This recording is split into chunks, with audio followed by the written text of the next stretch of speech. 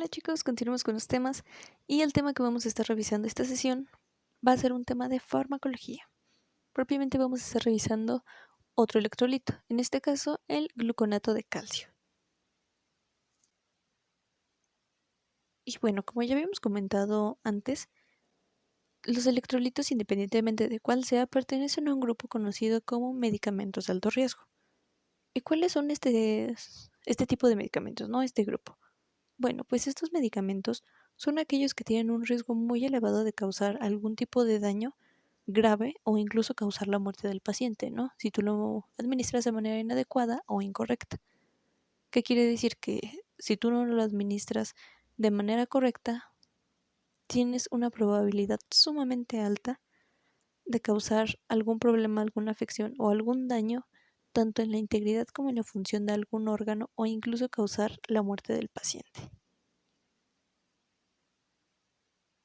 Vamos a ver que el gluconato de calcio va a estar sobre todo indicada en la calcioterapia.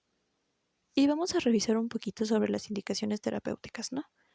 Es decir, estas situaciones en las que está indicada la administración de gluconato de calcio.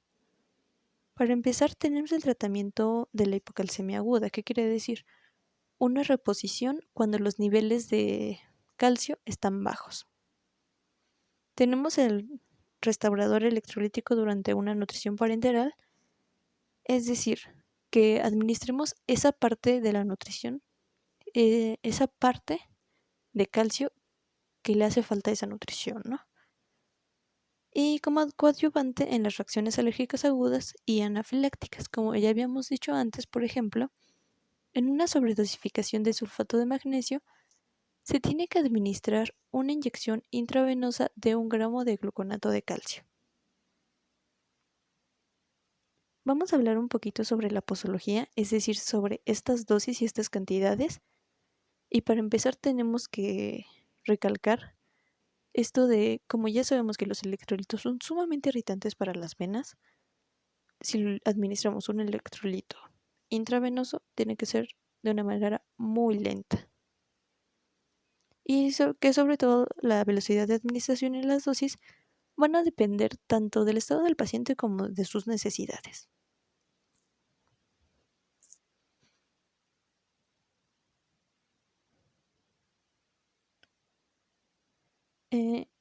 Tanto en este electrolito como en los demás, tenemos que estar revisando constantemente lo que es entrada y salida de líquidos, los niveles como tal de los electrolitos, sobre todo del que estamos administrando, y de los que pudieran estar relacionados, ¿no? Como ya habíamos dicho, a lo mejor el potasio con el magnesio, ¿no? Que están sumamente relacionados y que a lo mejor un nivel de magnesio bajo podría también hacer que el nivel de potasio bajara, ¿no? Como un efecto secundario.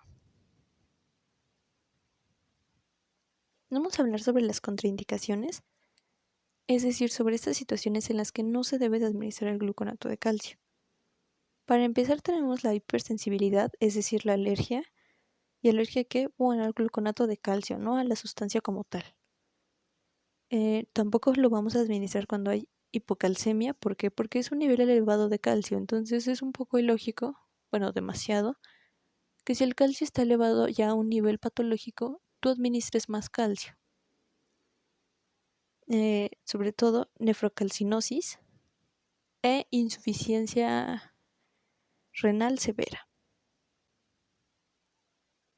Vamos a hablar sobre las advertencias y precauciones, es decir, sobre todo si ya sabemos que es un medicamento de alto riesgo y que tienes que tener mucho cuidado al momento de administrarlo, también tienes que tener en cuenta estas situaciones, ¿no? Para tener como tal un control ya más directo, más específico y sobre todo evitar como tal alguna consecuencia adversa, ¿no?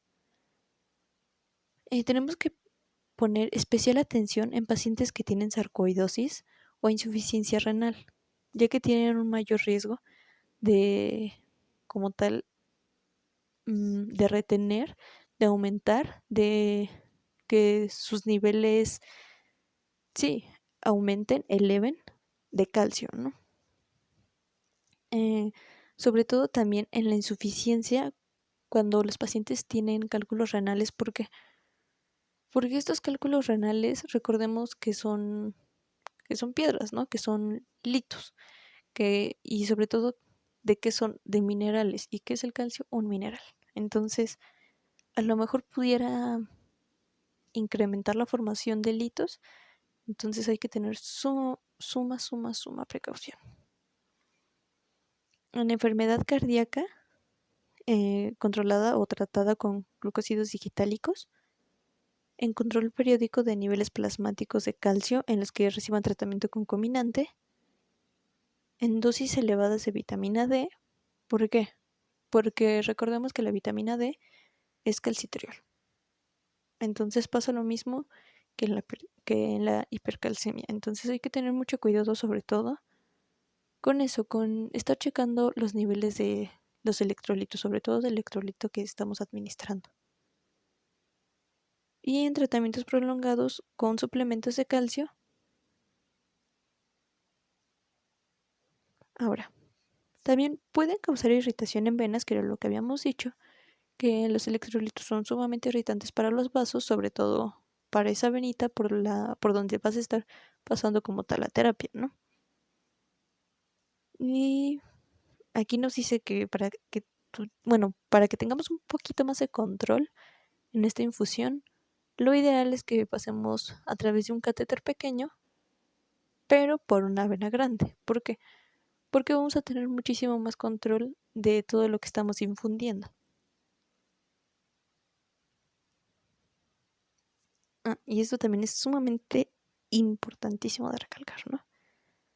Que era lo que decíamos, que si tú administrabas de forma rápida, primero estaba la flebitis, ¿no?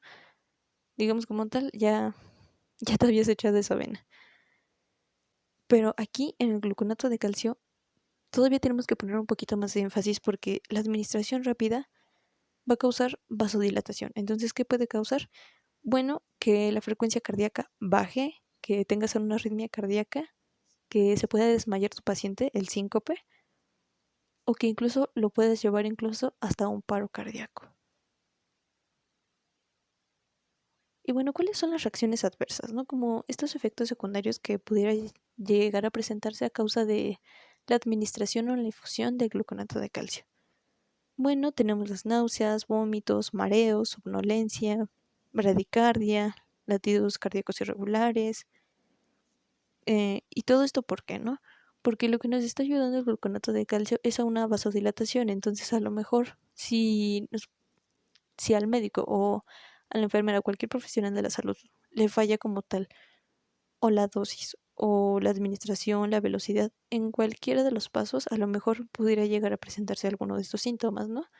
Que sea un poquito más la dilatación de la vena como tal o del vaso sanguíneo.